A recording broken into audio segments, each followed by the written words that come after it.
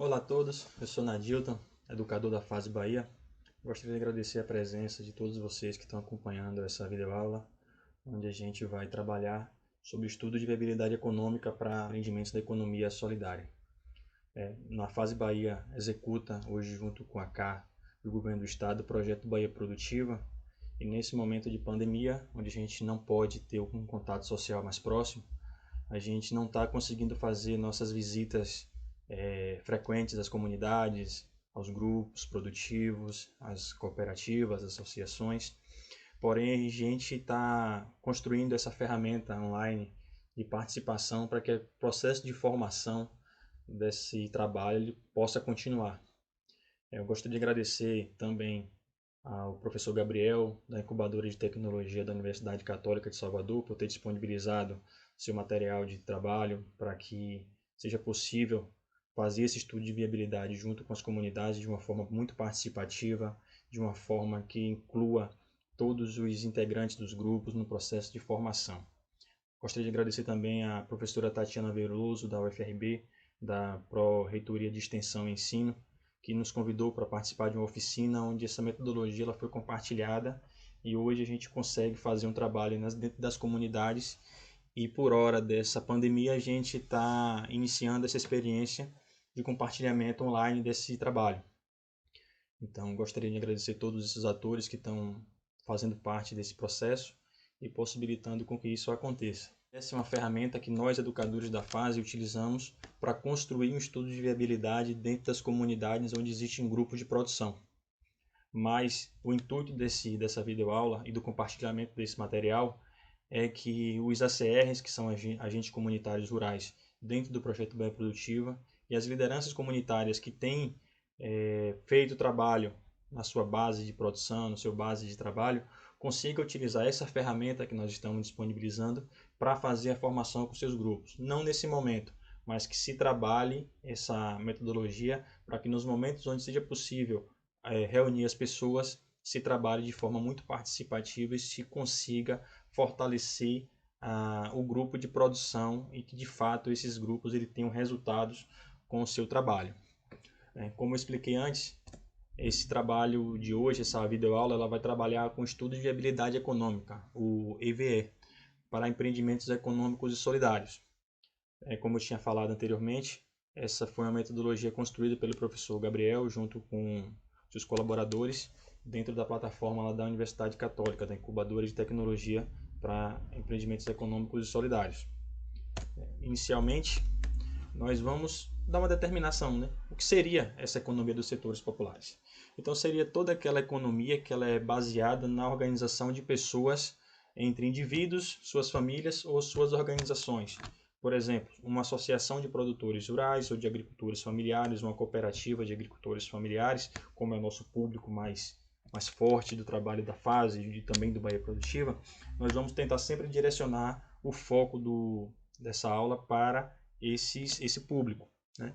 Então, essa economia ela não se baseia naquela economia padrão do sistema capitalista, onde existe patrão, funcionários, empregados, produção, produtos, enfim.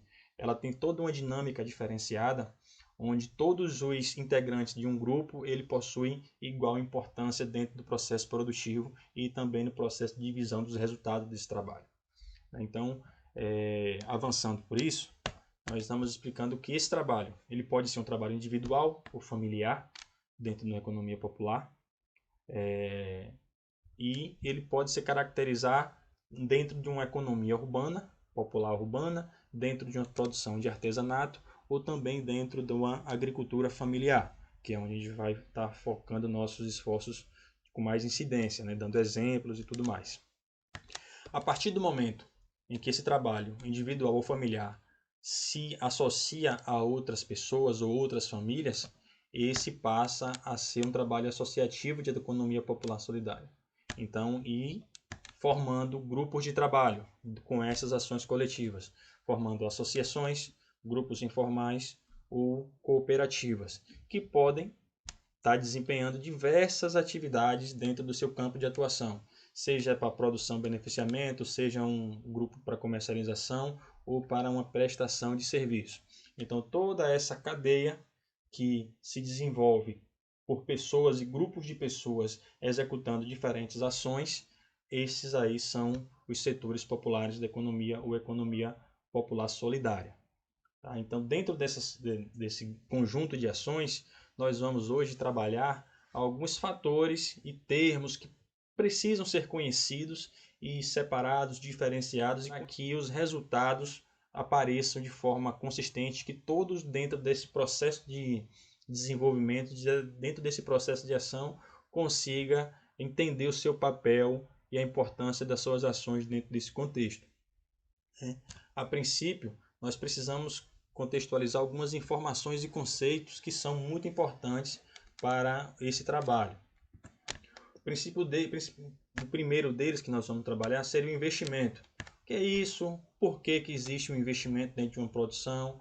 O que se caracteriza eles? Qual a importância disso dentro do campo de trabalho? E tudo mais que envolve a questão do investimento. Vamos conhecer também o que seriam nossos custos fixos dentro de uma atividade econômica popular solidária. Vamos trabalhar os custos variáveis. Vamos trabalhar também o que seria uma margem de contribuição dentro desse processo. O que seria um valor residual. O que seria lá uma receita. O que é um ponto de equilíbrio e o que é um resultado dessas ações. Tudo isso vai ser trabalhado de formas individuais, dando exemplos, conceitos, para que seja muito claro para as pessoas que estão participando desse processo de formação e que vão dar continuidade ao processo de produção e comercialização, venda, entrega e tudo mais, para poder que fica muito claro o que deve ser feito e conhecido por cada um e cada uma dentro desse processo. Tá? Como eu falei anteriormente, essa é uma videoaula direcionada para as pessoas que vão fazer parte de formação, que são formadores também. Então, que vão utilizar essas ferramentas para poder formar pessoas dentro das comunidades e dentro dos seus grupos de trabalho. Então, é importante que para poder se trabalhar essa ferramenta, se tenha sempre um espaço bem didático, dinâmico, para poder se conversar, livre de ações externas, como barulho, algo que tire a concentração das pessoas, e que também se tem alguns materiais didáticos importantes. Você precisa ter papel para poder fazer as anotações de todo o seu material, tá bom?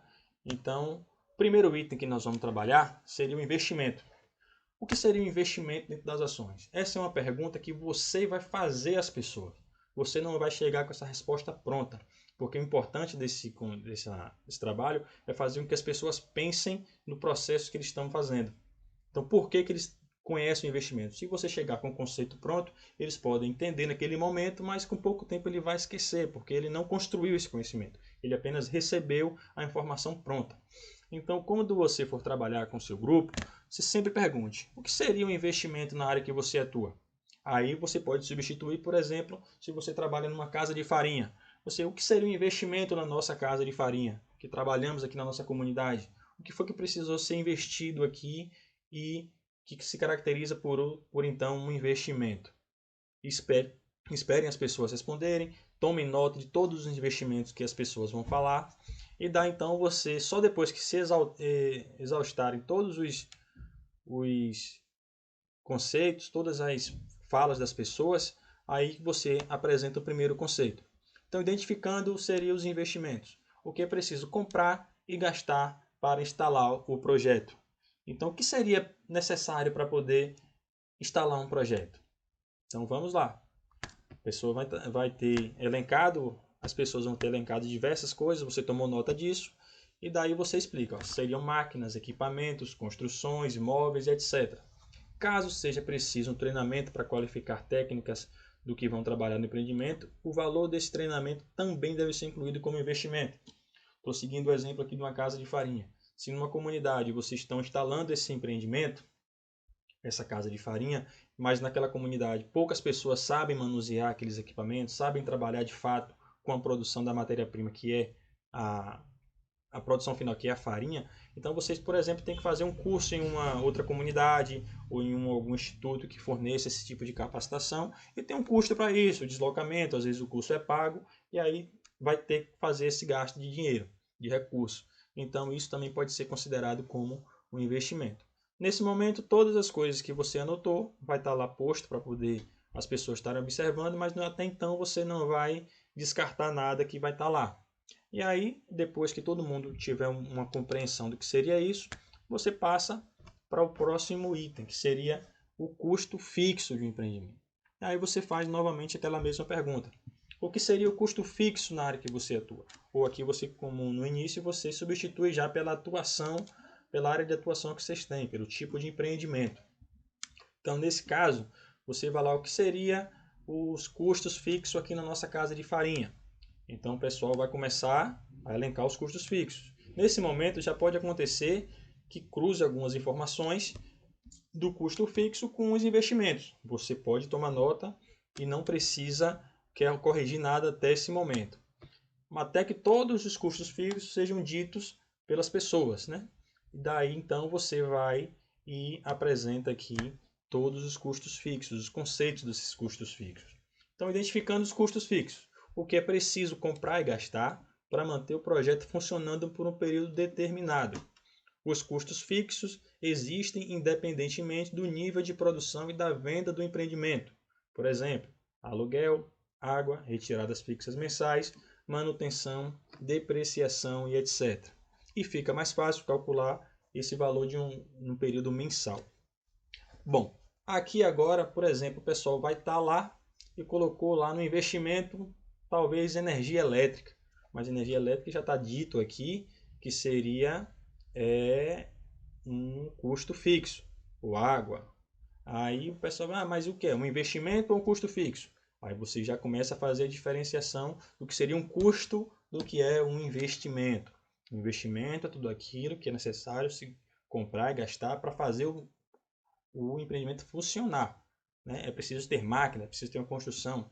Os custos são aqueles que ocorrem por um determinado período. E os fixos podem ser calculados mensal e um exemplo deles é a energia elétrica desse empreendimento. Aqui também tem esses dois itens que são muito importantes: manutenção e depreciação.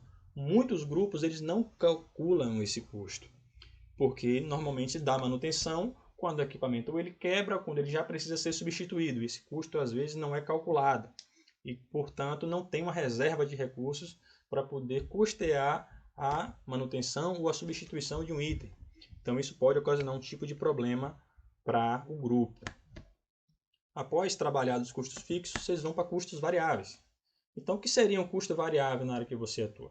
Seguindo a mesma lógica de trabalho do outro custo, você vai deixar as pessoas falarem o que seriam os custos variáveis.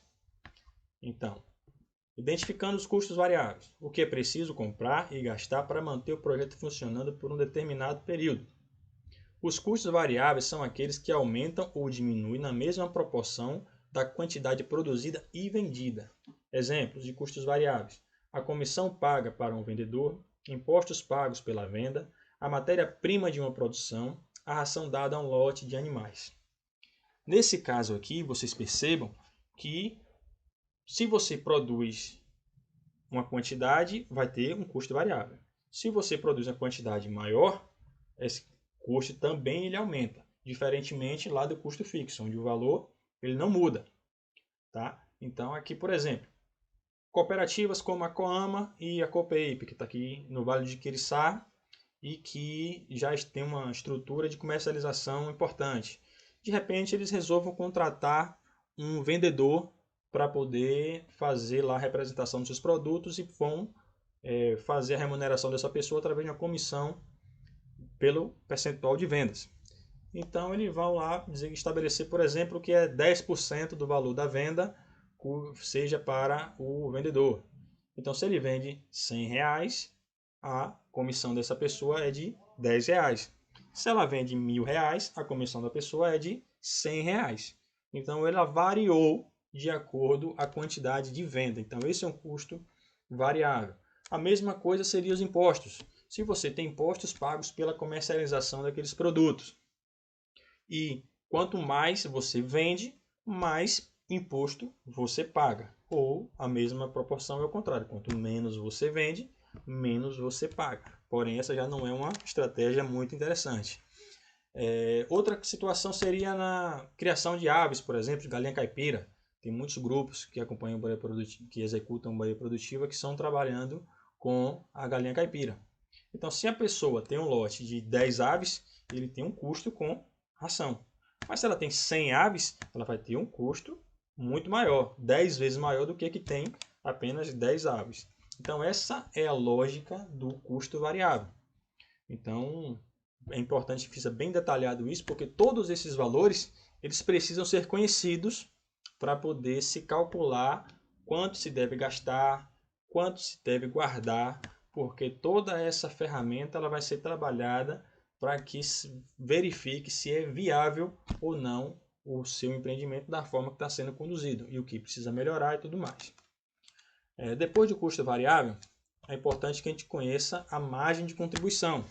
Essa já é um conceito que é um pouco diferente do que normalmente as pessoas veem no seu cotidiano, no seu reduto de trabalho, da sua forma de trabalhar. Então, o que seria margem de contribuição? Mesmo assim, vocês deixem as pessoas, questionem, façam com que as pessoas pensem sobre isso, porque quanto mais elas pensarem sobre isso, maior vai ser a chance delas se lembrarem quando estiverem trabalhando e se depararem com essa situação. Então, o que seria margem de contribuição para esse empreendimento? Tomem nota, esperem, provoquem para que as pessoas elas respondam isso para você. Tá? E daí, então, você vai continuar e trazer os conceitos. Então, identificando a margem de contribuição dentro do empreendimento. A margem de contribuição é a diferença entre o preço de venda e o custo variável unitário. Vocês percebam que para a gente entender o que é margem de contribuição, a gente precisa entender o que é o custo variável.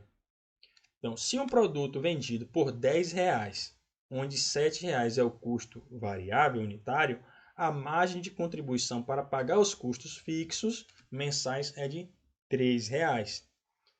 Percebam que muita gente vai confundir isso aqui no momento com o lucro, mas isso não é o que de fato acontece.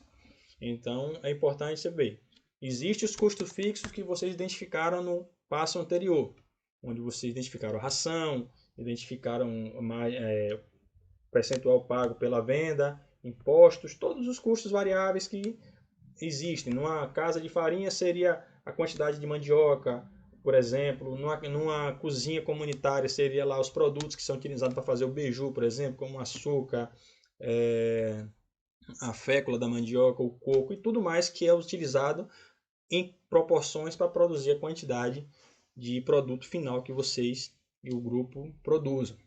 Tá? E a margem de contribuição é a diferença entre o preço de venda e o custo variável de cada um desses produtos.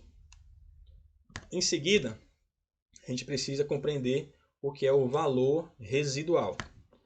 Para o valor residual, a gente precisa conhecer os nossos investimentos. Por que isso? O valor residual também, pessoal, vai ser algo fora do comum em termos de conhecimento das pessoas. Não é uma palavra que se ouve cotidianamente nas comunidades, mas deixem também as pessoas pensarem sobre isso, provoquem para que elas busquem entender o que significa cada uma dessas palavras. Então, o que seria valor residual dentro de um empreendimento? Após se esgotarem também todas as tentativas de busca de informação, aí você entra com esse trabalho de apresentação dos conceitos. Identificando o valor residual. O valor residual é o preço de venda das máquinas e equipamentos após a sua vida útil. Perceba que as máquinas e equipamentos elas surgiram no primeiro ponto da nossa discussão, que foi os investimentos. Então, se uma máquina, um equipamento, ele é adquirido e tem uma vida útil, então no final dessa vida útil ele pode ser vendido. Ou simplesmente ele não serve mais, então seria um valor residual zero. Mas se ele tiver algum valor ainda no comércio, é importante que a gente conheça esse valor. Então, por exemplo, uma máquina, um equipamento comprado por R$1.000 com vida útil de 5 anos. E após esse período ele é vendido por R$300. Esse é o valor residual. Perceba que quando você compra o equipamento, ele tem lá uma vida útil de acordo com o trabalho que vocês vão executar. Porém, ao final dessa vida útil, que nesse caso aqui, nesse exemplo, é de 5 anos, ele ainda tinha um valor de mercado. Talvez ele nem funcionasse mais, mas as peças, os itens que estão ali dentro do componente dele, ele pode ser ainda comercializado, então seria o valor residual. Então, isso pode ser um exemplo de um freezer, pode ser exemplo de um fogão industrial, de uma prensa, de algo que seja comprado para ser utilizado no empreendimento, mas que tenha um determinado período ele precise ser substituído. Então, essa substituição a gente vai fazer. Porém, a gente precisa saber quanto daquele produto vai sobrar para o empreendimento e quanto precisa ser completado para poder comprar um novo equipamento. Tá? Então, a receita seria um outro conceito que a gente precisa conhecer dentro do empreendimento. O que seria a receita do empreendimento? Novamente, vocês vão provocar isso das pessoas. E depois que se esgotarem todas as provocações, vocês vão entrar com essas explicações. Identificando a receita do empreendimento. A receita é o valor que o grupo vai receber em pagamento pela venda da produção. Um empreendimento onde se vende bermudas, em um mês são vendidas 100 bermudas por um preço de R$10. Temos o seguinte cálculo para a receita. Produto é a bermuda que está sendo produzida aqui. O preço de venda, nós identificamos que o preço de venda é de R$10. A quantidade que foi vendida, então 100 bermudas. E a receita mensal é o item A vezes o item B, que é a quantidade vendida vezes o preço de venda, que dá um total de R$1.000. Esse valor ele é a receita do empreendimento. Não significa que isso aqui é o que as pessoas vão ganhar, vão repartir, porque disso aqui tem que ser tirado todos os custos que nós já conhecemos, os custos fixos, os custos variáveis e também calcular o que vai ser necessário ser guardado. Esse cálculo a gente vai fazer depois utilizando um software online produzido lá pela incubadora de tecnologia. Então, essa seria, na verdade, uma segunda videoaula, onde a gente vai apresentar essa ferramenta já com um exemplo prático para a gente fazer os cálculos dentro lá do sistema. Tá? O importante é que aqui a gente conheça esses conceitos de receita e como calcular e chegar a essa receita mensal. Ponto de equilíbrio. Ponto de equilíbrio ele tem um nome bem sugestivo, porém, como alguns dos outros situações, ela não é um nome muito utilizado nas comunidades. As pessoas não conhecem esse trabalho, essas palavras, esses termos. Mesmo assim, provoquem para que essas pessoas eles tentem puxar da sua memória e até ter uma compreensão melhor. O que seria o ponto de equilíbrio de um empreendimento? Aí vocês vêm com o conceito. Identificando o ponto de equilíbrio de um empreendimento. Ponto de equilíbrio é a quantidade mínima que precisa ser produzida e vendida para que o empreendimento consiga pagar todos os seus custos, ou seja, produzindo no ponto de equilíbrio, a atividade não gera prejuízo, mas também não obtém sobra. Para calcular o ponto de equilíbrio, precisamos de conhecer preço de venda, custos variáveis e custos fixos. Lembre que a gente precisa sempre estar de posse de todas as informações. Tá? Resultado. O que seria o resultado de um empreendimento? Aí vão ser também provocadas as pessoas para que elas deem lá o seu depoimento e sugiram situações onde são o resultado desses empreendimentos. Então, vai lá. Identificando o resultado de um empreendimento. O resultado da atividade é a diferença entre a receita total e o custo total mensal. Resultado da atividade igual receita menos os custos. Vamos dar exemplo. Se a diferença for negativa, a atividade apresentará prejuízo e o responsável pelo empreendimento pode rever todos os pontos para verificar em quais condições da atividade pode apresentar um resultado positivo. Se a diferença for positiva, isso significa que, considerando as condições estabelecidas de custos, preço de venda e quantidade vendida, a atividade apresentará uma sobra. Ou seja, pessoal, quando os custos eles são superiores às receitas, ela gera prejuízo. Já quando a receita ela é superior aos custos, por exemplo, você tem um custo de R$100 por mês, mas sua receita foi de 200. Então, seu resultado é de R$100. Porém, se você tem uma receita de 100, mas todos os seus custos fixos e variáveis, ele também for de 100, significa que o resultado é zero. Ou seja, seu trabalho foi desenvolvido, porém não obteve resultado nessa ação. É aquilo que as pessoas costumam chamar também de lucro, o lucro de fato, né? O que as empresas consideram lucro, tirando todos os custos, e aquelas sobras ali são o lucro ou, o caso, o prejuízo. Então, depois de se apresentar todos os conceitos, é importante fazer esse exercício. Vamos entender o nosso empreendimento. Quais são os nossos investimentos? Quais são nossos custos fixos? Para saber nossos custos variáveis, precisamos saber da nossa produção. Qual a nossa produção? Quais os custos da nossa produção? Nisso aqui, vocês vão fazer direcionado a cada um dos seus investimentos. Se na sua comunidade é desenvolvido um trabalho com galinhas caipiras, vocês vão fazer todo o trabalho voltado para a galinha caipira. Se é uma casa de farinha, todo o trabalho direcionado à casa de farinha. Percebam que esse é um trabalho que ele pode ser feito para qualquer um empreendimento coletivo. Tá? E a partir do momento que se levantarem todas as informações sobre esse trabalho, a gente vai fazer isso sozinho, fora do grupo. A gente fala de tabular esses dados dentro de uma plataforma do ITCP, que é da incubadora de tecnologia. Tá? Então a gente vai fazer essa tabulação também, fazendo um exemplo prático de uma atividade dentro de um sistema. Isso vai ser um próximo trabalho que a gente vai apresentar para vocês. Ok? Então, muito obrigado. Qualquer dúvida, entre em contato através do nosso e-mail, do nosso telefone. A equipe da FASE, nesse momento, ela está em atividade, ela está desenvolvendo seus trabalhos, mesmo que de forma remota. E estamos fazendo esses trabalhos para poder chegar mais próximos de vocês e das comunidades. Ok? Muito obrigado.